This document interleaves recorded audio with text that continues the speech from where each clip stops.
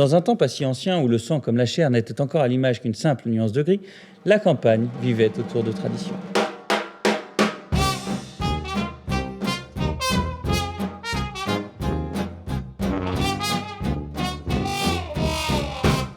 Le tue-cochon, la Saint-Cochon, ou appelez-la comme vous voulez, fait partie de ces moments de retrouvailles, et ce, depuis l'Antiquité, où bien plus que la mort d'un cochon, c'est une véritable fête populaire pour qui sait que regarder.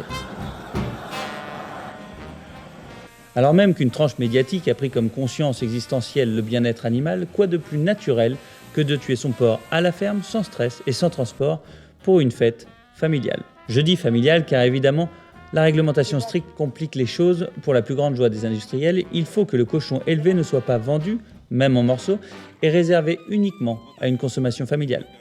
Je dis fête car tout le voisinage, ou presque, passe, mais rapide, pour voir la bête et goûter le boudin fraîchement confectionné par les mains expertes de nos artisans, dont le savoir-faire se transmet de génération en génération puisqu'il n'est même pas enseigné à l'école de boucherie. Avant la fête, il y a la mort. Ce moment sous tension n'amuse personne, mais permet à chacun de mesurer ce que représente une tranche de jambon. Plus qu'un petit billet au supermarché, c'est un animal élevé et visité quotidiennement qui est au centre de l'assiette.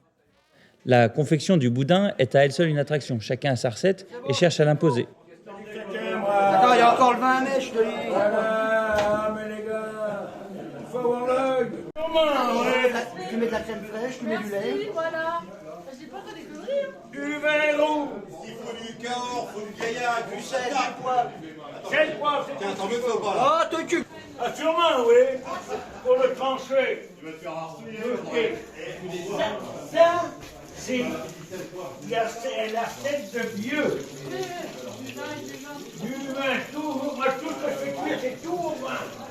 Alors que les voisins mangent leurs morceaux de boudin à même la planche, accompagnés d'un petit jus de raisin pour adultes avertis, la famille fait ses choix. Jambon, rôti, saucisses, côtelettes, tout est possible. Mais faut pas se rater, quand c'est coupé, c'est coupé. Les boyaux pour les andouillettes préalablement lavés et dégraissés trempent.